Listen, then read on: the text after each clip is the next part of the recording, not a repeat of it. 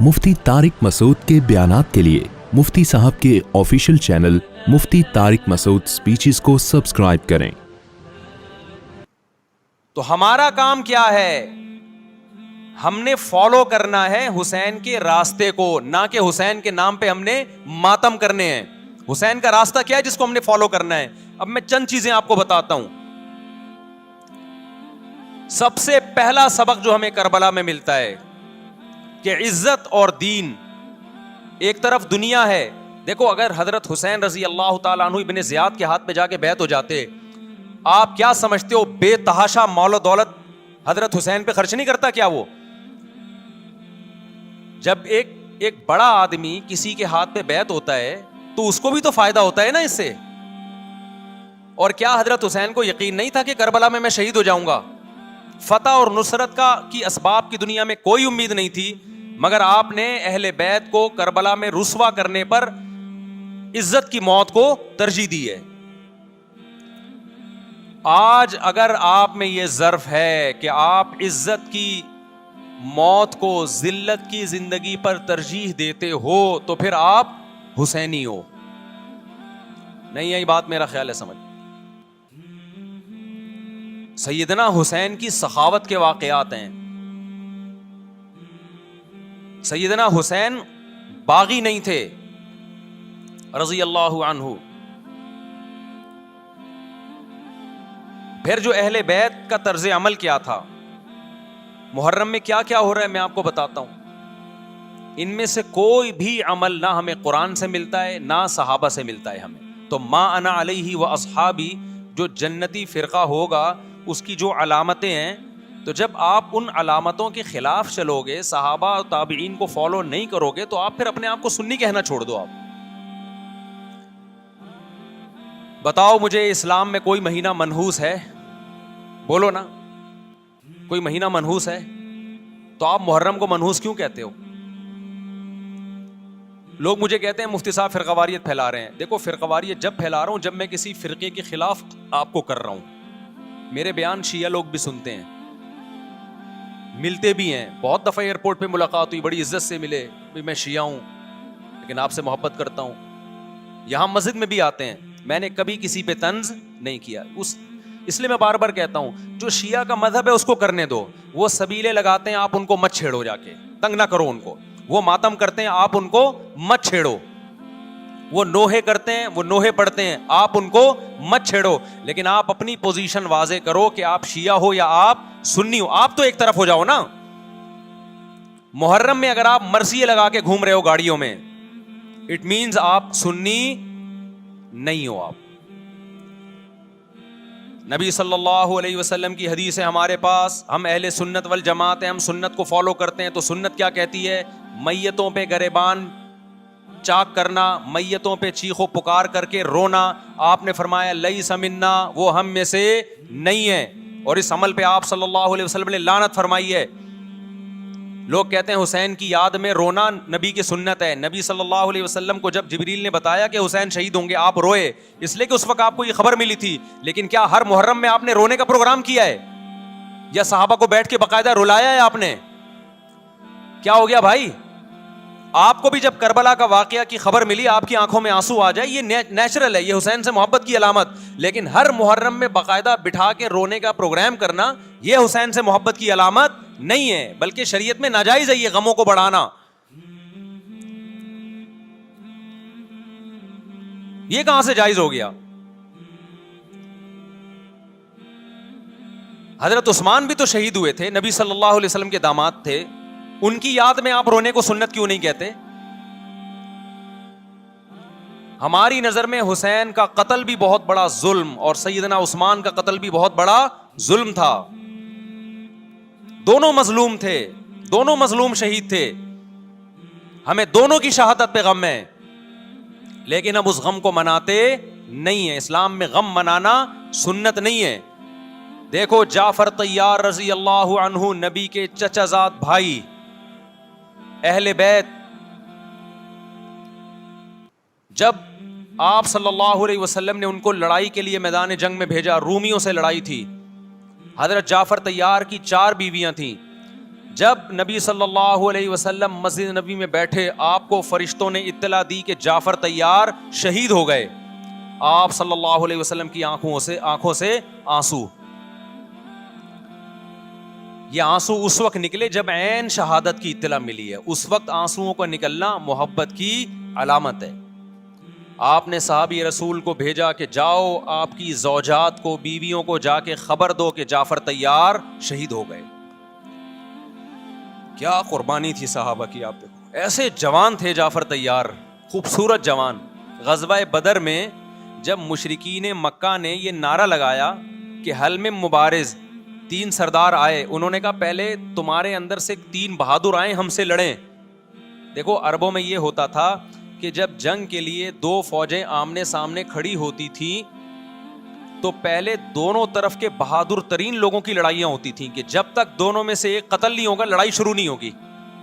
تو آپ کو پتا ہے کہ اس میں بہادر ترین لوگ نکلیں گے نا جو لڑنا جانتے ہوں. مشرکین مکہ کی طرف سے 3 یا 4 بڑے بڑے سردار آئے لڑائی سے پہلے، بدر میں لڑائی سے پہلے. انہوں نے نعرہ لگایا حل میں مبارز، کوئی ہے تم میں جو پہلے ہم سے لڑے. یعنی ادھر سے ہم 3 ہیں تو ادھر سے بھی کتنے چاہیے؟ 3 بندے. ادھر سے انصار صحابہ آئے. مشرکین مکہ نے کہا لیسو بی اکفائنا، یہ ہمارے جوڑ کے نہیں ہیں، قریشی ہاشمی چاہیے ہمیں، ہمارے نسب کے لوگ ہونے چاہیے.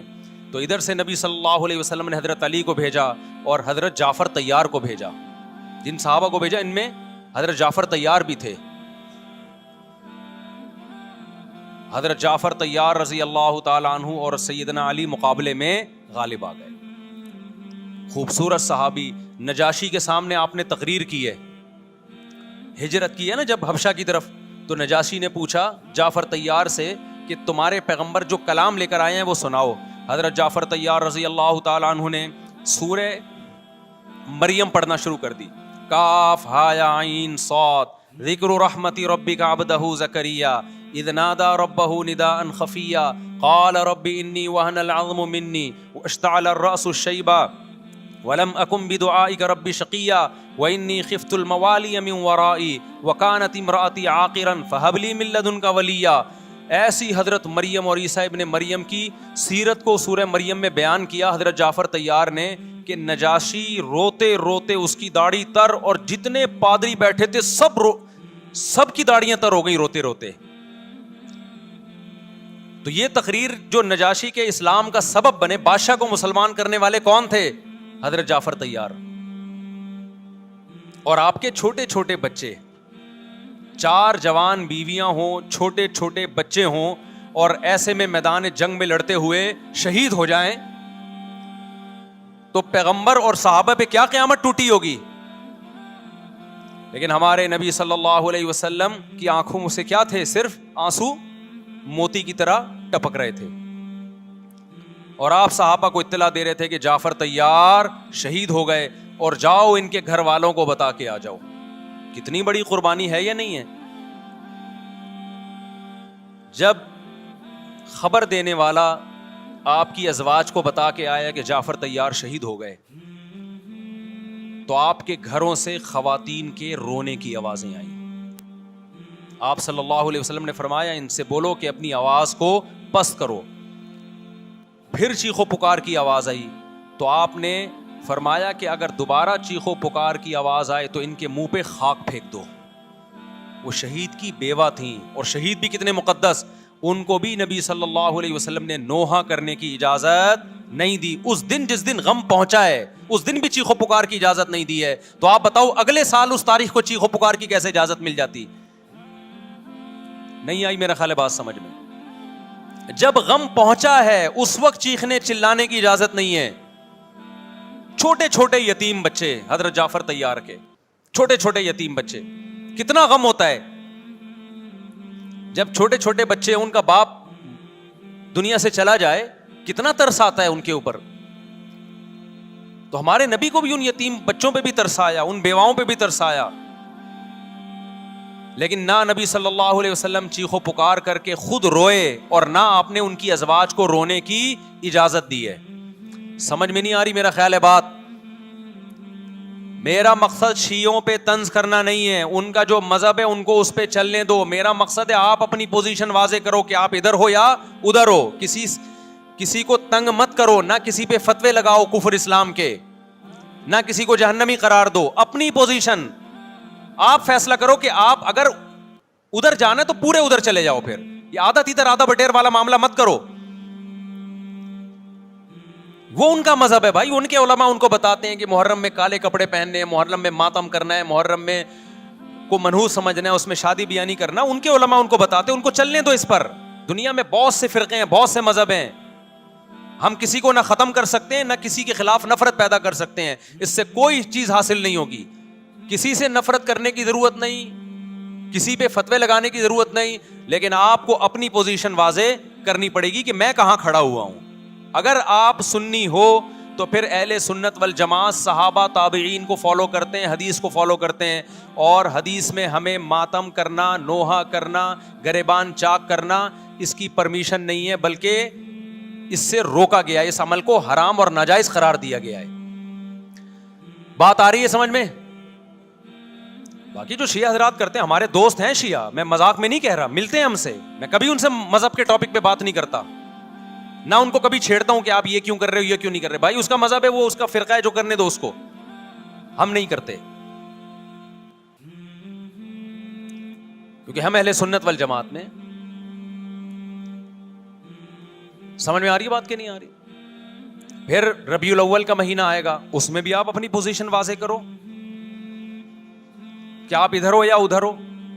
دو فرقے ہیں, دیوبندی بریلوی.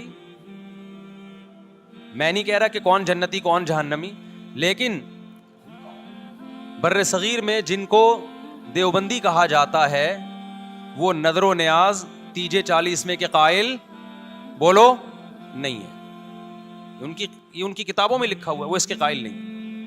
اگر کوئی بزرگ ان میں قائل گزرا بھی ہے تو وہ اس کا ذاتی تفرد ہے, اس کو علماء نے فالو نہیں کیا, اس کو ان کی اجتہادی غلطی قرار دیا ہے. ربیع الاول میں جلوس نکالنا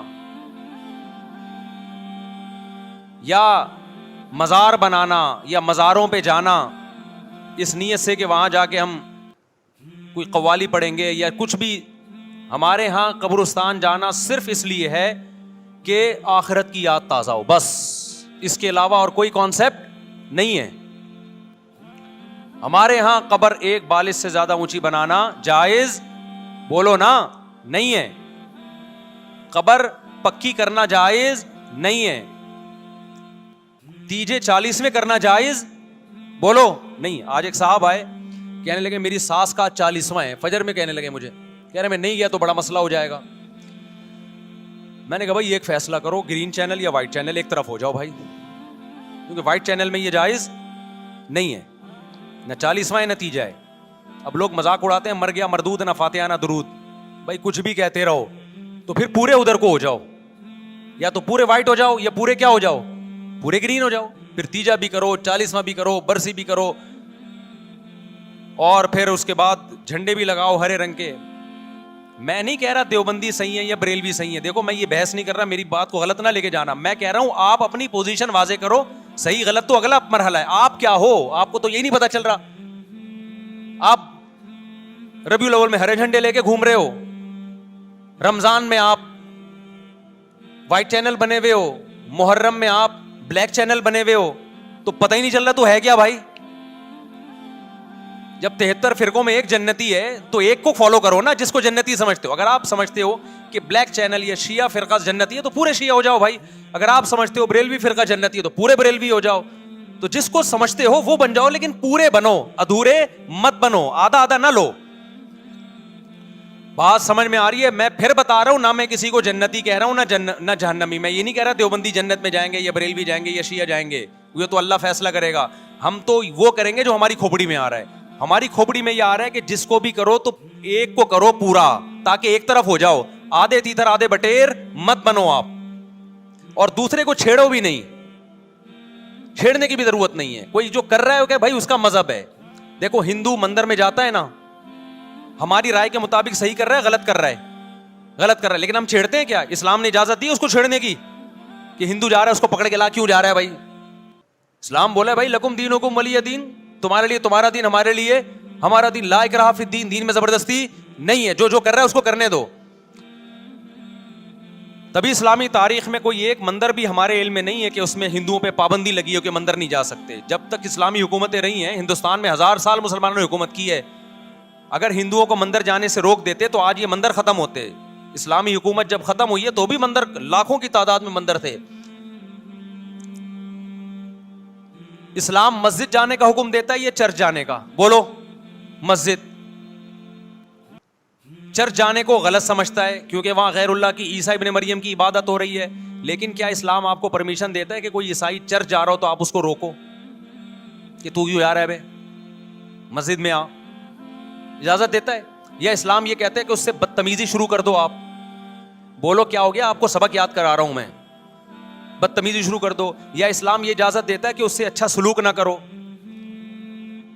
قطعاً اجازت نہیں، بلکہ قرآن تو کہہ رہے ہیں ان اللہ یحب المقسطین. جو غیر مسلم تم سے لڑ نہیں رہے میدان جنگ میں، ان سے تمہیں اچھا سلوک کرنا پڑے گا، کیونکہ اللہ اچھا سلوک کرنے والوں کو پسند کرتا ہے. صحابہ کرام غیر مسلموں کو بھی ہدیے دیا کرتے تھے. نبی صلی اللہ علیہ وسلم نے یہودیوں کو بھی ہدیے دیے. تو جو مذہب اسلام کی طرف منسوب نہیں ہے، جب ہمیں ان سے اچھے سلوک کا حکم ہے، تو جو مذہب اسلام کی طرف منسوب ہیں، قطع نظر اس سے کہ وہ اس دعوے میں سچے ہیں یا جھوٹے، یہ تو بحث ایک الگ ہے، لیکن نسبت کس کی طرف کر رہے ہیں؟ اسلام کی طرف. تو ہمیں ان سے بدتمیزی، بدسلوکی کی کہاں سے اجازت ہوگی؟ تو میں نہیں کہہ رہا کہ آپ شیعہ بریلویوں سے دشمنی کرنا شروع کر دو، ان کی دعوتیں اٹینڈ نہ کرو، ان سے کاروبار چھوڑ دو، یا ان کو جا کے تنگ کرو، کیوں سبیل لگا کے بیٹھے ہو، کیوں ماتم کر رہے ہو. یہ کام مت کرو آپ. ہمارا ملک اس فرقہ واریت کا متحمل نہیں ہے، سے فساد پھیلتا ہے. لیکن اپنی پوزیشن آپ واضح کرو. ایک لکیر ہے، آپ کھینچ دو. اگر کوئی شخص آپ کے سامنے صحابہ کو برا بلا کہتا ہے، آپ بولو بھائی یہ میری باؤنڈری کیا ہو رہی ہے، کراس. میرے سامنے آپ کو ان بزرگوں کے خلاف بولنے کی اجازت نہیں ہے جن سے مجھے عقیدت ہے. اگر یہ کام آپ نے کیا تو ہماری اور آپ کی راہیں الگ الگ. آپ کا جو مذہب ہے بھائی، آپ بند کمرے میں، آپ کے امام بارگاہ میں، آپ کے مسجدوں میں، یا جہاں بھی ہے، وہ آپ کا نجی معاملہ ہے. ہمارے سامنے آپ نے کوئی ایسی بات نہیں کرنی جو ہمارے عقیدے کے خلاف ہو. تو آپس میں دوستی رہے گی. اب دیکھو، عیسائی آپ سے ملتا ہے، آپ گپ شپ کرتے ہو، کھانا کھاتے ہو، لیکن عیسائی بار بار بولے میں آپ کے نبی کو نہیں مانتا، میں آپ کا نبی. آپ بولے گا بھائی تو نہیں مانتا تو ہم نے کب کہا کہ مان تو، لیکن میرے سامنے بار بار کیوں کہہ رہے کہ میں تیرے نبی کو نہیں مانتا؟ یہاں سے آپ کی اس کی دوستی کیا ہو جائے گی؟ پھر ختم. تو غیر مسلموں کو بھی دو قسمیں، کسی بھی مسلک کے لوگوں سے ملو، کسی بھی فرقے کے لوگوں سے ملو، کوئی جھگڑا نہیں، کوئی بحث نہیں. ایک دوسرے کو کھانا بھی ہے، ایک دوسرے کو کھلانا بھی ہے، ایک دوسرے سے کھانا بھی ہے، ایک دوسرے کی دعوتوں میں بھی شرکت کرنی ہے. جہاں مذہب کا معاملہ آئے تو پھر آپ کسی سے بحث نہ خود کرو، نہ کسی کو کرنے کی اجازت دو. اگر کوئی کچھ سیکھنا چاہتا ہے تو آپ بولو بھائی علماء کے پاس آ جاؤ، آپ کو کوئی اشکال ہے تو ہم وہاں آپ کا اشکال حل کر دیں گے. اس سے آگے بڑھنے کی کوشش بولو مت کرو، اس سے ملک میں امن ہوگا. باقی فرقے ہمیشہ سے ہیں بھائی، آج کوئی نئے تھوڑی ہیں، اور یہ ہمارا کام تھوڑی ہے فرقے ختم کرنا. یہ تو عیسیٰ ابن مریم جب نازل ہوں گے، حضرت مہدی آئیں گے، وہ تلوار کی طاقت سے ختم کریں گے. ان کے پاس یہ اتھارٹی ہوگی کہ وہ فرقوں کو ختم کریں. آپ نے یہ کرنا ہے کہ دوسرے کے مسلک کو چھیڑنا نہیں ہے اور اپنا چھوڑنا نہیں ہے. مسئلہ آپ کے ساتھ یہ ہو رہا ہے کہ دوسرے کو چھیڑ بھی رہے ہو اور اپنا چھوڑ بھی رہے ہو، دونوں الٹے کام کر رہے ہو. ایک طرف بحث کر رہے ہوتے تم ایسے، اور دوسری طرف وہی بنے ہوئے ہوتے تھوڑے دنوں میں جا کے. ہاں وہ بتا رہا ہوں. وہ نظر و نیاز والی نہیں، وہ سب کو پتا ہے. ہاں ایسی دعوت نہ ہو جس میں بدعت کی تائید ہو. تو آپ جو کر رہے ہو نا، وہ یہ کر رہے ہو دوسرے کو چھیڑ بھی رہے ہو، جس سے ملک میں بدامنی پھیل رہی ہے. تقریریں سنو، شیعہ ایسے، بریلوی ایسے، دیوبندی ایسے، اہل حدیث ایسے. تقریروں سے کیا پھیل رہی ہے؟ نفرتیں. اور پھر محرم میں آپ خود شیعہ بنے ہوئے ہوتے ہو، ربیع الاول میں آپ گرین چینل بنے ہوئے ہوتے ہو، اور رمضان میں آپ وائٹ چینل بنے ہوئے ہوتے ہو. سعودی عرب میں سارے وائٹ ہو جاتے ہیں، جا کے سعودی عرب جو بھی جاتا ہے سارا وائٹ چینل. پیغمبر کی قبر پہ کوئی دھمال نہیں، کوئی قوالیاں نہیں. وہاں کھڑے ہوں گے، تمیز سے سلام پیش کر کے آگے نکل جائیں. وہاں کوئی چیخو پکار نہیں. وہاں جا کے سارے کیا ہو جاتے ہیں؟ وائٹ، کیونکہ وہاں حکومت کا ڈنڈا ہے. ٹھیک ہے نا؟ تو گورنمنٹ کے پاس تو یہ اختیار ہے بھائی ڈنڈا چلائے, ہمارے پاس یہ اختیار نہیں. ہم تو تمیز سے بات کریں گے, سمجھائیں گے, محبتیں پھیلائیں گے, کیونکہ جب عوام ڈنڈا چلاتی ہے تو اس سے اصلاح کم اور فساد زیادہ ہوتا ہے. تو میں بار بار کہہ رہا ہوں بھائی دوستیاں رکھو, کوئی دفتروں میں شیعہ سنی لڑائی نہ ہونے دو, یہ غلط ہے. محبتیں پھیلاؤ لیکن مسلک کو چھوڑنا نہیں ہے.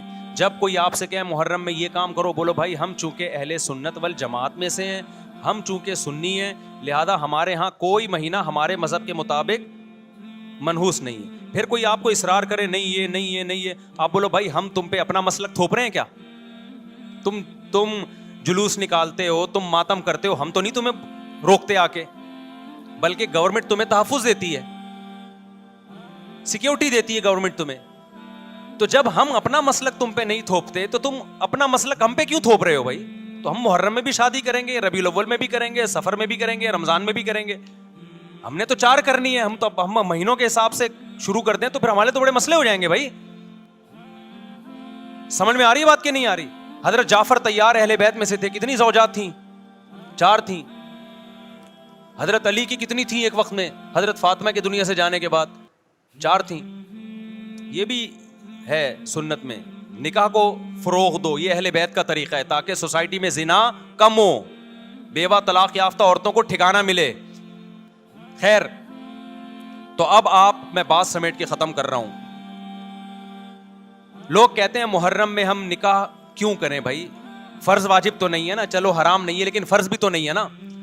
لوگ یہ بھی کہتے ہیں, دیکھو جب قرآن نے کسی چیز کو حلال قرار دیا ہو نا تو قرآن اس کو پسند نہیں کرتا کہ آپ عملاً اس کو حرام کر دو.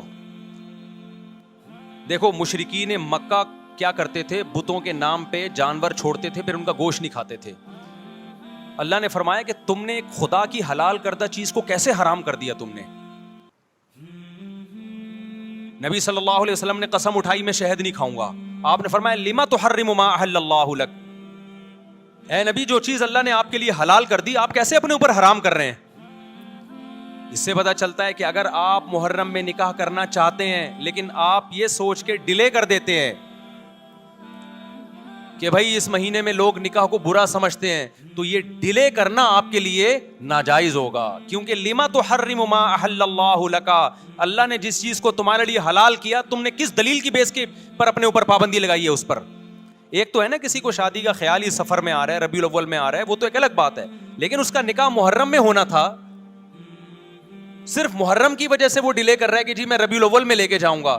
یہ ڈیلے کرنا قرآن و سنت پہ زیادتی ہے یا نہیں ہے؟ یہ اللہ کے حلال کو عملاً حرام کرنا ہے یا نہیں ہے؟ نہیں ہے بات سمجھ میں؟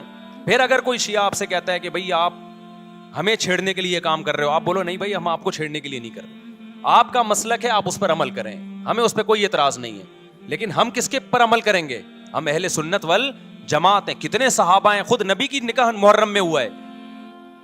اور ویسے بھی ہمارے ہاں شہادت ایک منحوس عمل نہیں ہے, شہادت ایک مبارک عمل ہے. 10 محرم پہلے سے فضیلت والا دن تھا, محرم پہلے سے فضیلت والا مہینہ تھا. حسین ابن علی کی شہادت سے اس مہینے کے تقدس کو 4 چاند لگ گئے ہیں اور مقدس ہو گیا یہ مہینہ. یہ کیسی بات ہے جو شہادت کا دن ہو ہم اس کو منحوس قرار دے دیں؟ بھائی ہمارا یہ جگرا نہیں ہے. سمجھتے ہو کہ نہیں سمجھتے ہو؟ تو اس لیے محرم میں اگر کسی نے نکاح کرنا ہے اس کو ڈیلے مت کرو میرے بھائی. لوگ کہتے ہیں فرض تو نہیں ہے نا, آپ اگر اس کے نحوست منحوس ہونے کی وجہ سے ڈیلے کر رہے ہو تو پھر آپ پہ فرض ہوگا کرنا. کیوں؟ اس آیت کی روشنی میں لما تحرم ما احل اللہ لک, اے نبی جس چیز کو اللہ نے حلال قرار دیا آپ کس دلیل کی بیس پہ اس کو اپنے اوپر حرام کرتے ہیں؟ سمجھتے ہو کہ نہیں سمجھتے؟ تو اسی طرح یہ جو باقی کام محرم میں ہو رہے ہیں, مرثیے سن رہے ہیں لوگ, نوحے سن رہے ہیں, رکشے والوں نے بھی لگائے ہوئے ہیں, تو بھائی شیعہ حضرات کا مسئلہ کہ ان کو کرنے دو, آپ یہ عمل مت کرو. اگر آپ سنی ہو تو پھر اہل سنت والجماعت کے ہاں میتوں پہ رونے کے مرثیے یہ جائز نہیں ہے, کیونکہ اس سے غم بڑھتا ہے. ہمارے نبی نے جعفر طیار رضی اللہ عنہ کی زوجہ کو, جن کا حقیقی غم تھا اس وقت, ان کو نہیں رونے دیا, تو ہمیں کیسے آپ صلی اللہ علیہ وسلم چیخو پکار کی اجازت دیں گے؟ اسی طرح محرم میں سبیلیں لگانا, اس کی بھی کوئی دلیل نہیں ہے. سیدنا حسین ابن علی تو پیاس ظلم سے شہید ہوئے. وہ ایک طرف آپ کہتے ہیں وہ پیاسے تھے, ان کو پانی نہیں ملا, دوسری طرف آپ اس دن میں لوگوں کو پانی پلا رہے ہیں, تو اس کی لاجک بھی نہیں بنتی کوئی. اسلام نے 10 محرم کو روزے کا دن قرار دیا.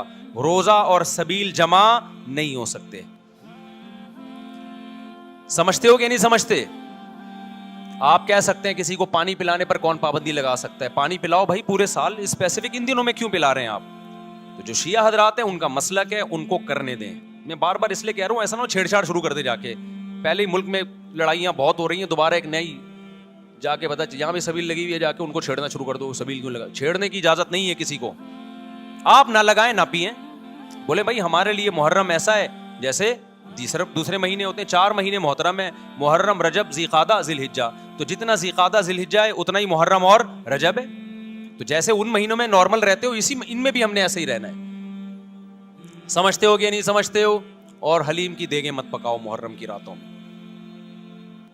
حلیم کھا سکتے ہو جب چاہو, اس خاص ان دنوں میں. اور ویسے بھی جو لوگ پوری رات حلیم کے دیگڑے میں گھوٹے لگاتے ہیں, صبح روزہ نہیں رکھتے ہو.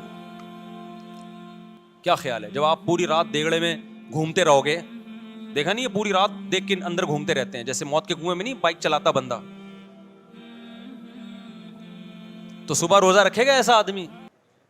تو یہ ساری چیزیں آپ کو اس کام سے روکتی ہیں جو سنت سے ثابت. تو اللہ تعالی ہمیں محرم میں وہ کچھ کرنے کی توفیق عطا فرمائے جس کی ہمیں اللہ, اس کے رسول اور صحابہ نے پرمیشن دی ہے, اور ان تمام باتوں سے اللہ ہمیں بچنے کی توفیق عطا فرمائے جس سے اللہ, اس کے رسول اور صحابہ نے ہمیں بچنے کا حکم دیا ہے. اللہ تعالیٰ سمجھنے کی, عمل کی توفیق عطا فرمائے. وما علینا الا البلاغ.